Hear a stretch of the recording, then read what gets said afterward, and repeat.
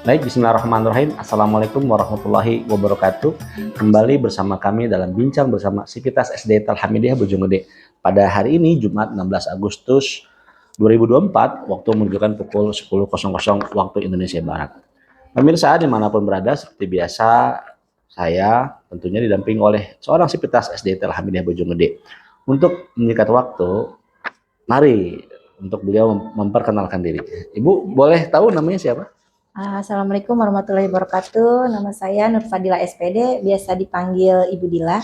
Oke, Ibu Nur Fadila SPD, biasa dipanggil Ibu Dila ya. Iya, Pak. Ini berapa lama Ibu sudah bergabung di SD Talhamidiyah Bojonggede? Alhamdulillah sudah berjalan kurang lebih 1 bulan ini ya, Pak. Oh, 1 bulan. Siap. Kalau boleh tahu Ibu mengajar di kelas?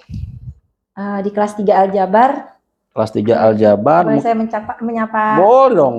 Assalamualaikum mama dan anak-anak 3 Aljabar. Halo, Assalamualaikum orang tua siswa-siswi kelas 3 Aljabar ya.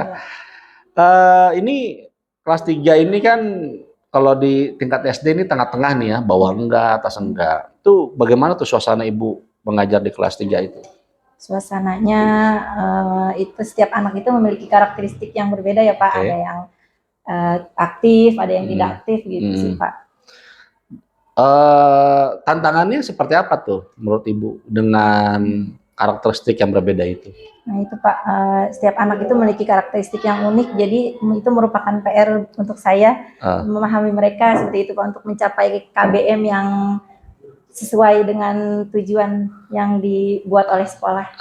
Mungkin bisa Ibu gambarkan tuh karakter unik itu seperti apa dan cara penyelesaiannya itu. Contohnya seperti misalnya anak yang kurang aktif, saya dorong untuk lebih aktif lagi, memotivasi anak tersebut dan memonitoring anak tersebut. Luar biasa. Cara Ibu memonitoring itu kan pasti perlu waktu atau perlu ini ya, dengan jumlah siswi berapa sekarang? 24. Bagaimana tuh cara Ibu memberikan porsi-porsinya itu? Dengan cara saya berkeliling sih Pak. Saya melihat anak satu-satu dan mengabsen, misalnya anak ini aktif, ini tidak gitu. Oke. Lalu tadi Ibu punya strategi, misalnya tadi berkeliling gitu ya, untuk bagaimana mengaktifasi anak. Nah, untuk mencapai nih keberhasilan dalam proses pembelajaran itu seperti apa tuh yang Ibu lakukan? Dengan cara saya merecalling, contohnya seperti mengulang kembali pembelajaran yang telah dilakukan, kemudian mengevaluasi dan mencari materi atau bahan ajar dari berbagai sumber. Itu sih Pak. Oke, biasanya sumber-sumber dari mana tuh yang Ibu terapkan tuh di kelas 3 Aljabar? Biasanya saya mencari dari buku-buku atau teknologi-teknologi, contohnya seperti TikTok, YouTube gitu. Sekarang kan udah banyak yang menarik gitu ya Pak. Oh, medsos maksudnya? Medsos.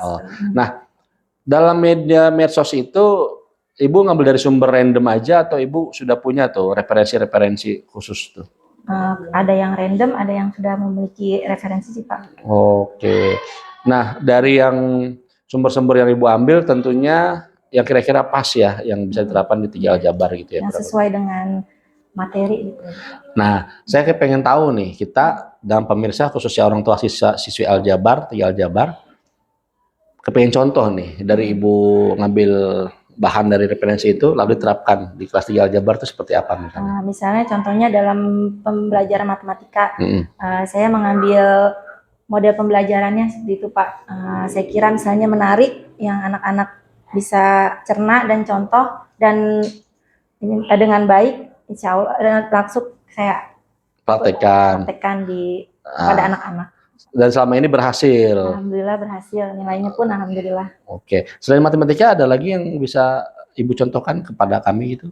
Contohnya seperti bahasa Indonesia, contohnya seperti tanda dalam kalimat seperti titik, koma, seperti itu. Jadi anak menempatkan di mana kalimat tersebut menggunakan tanda titik atau koma.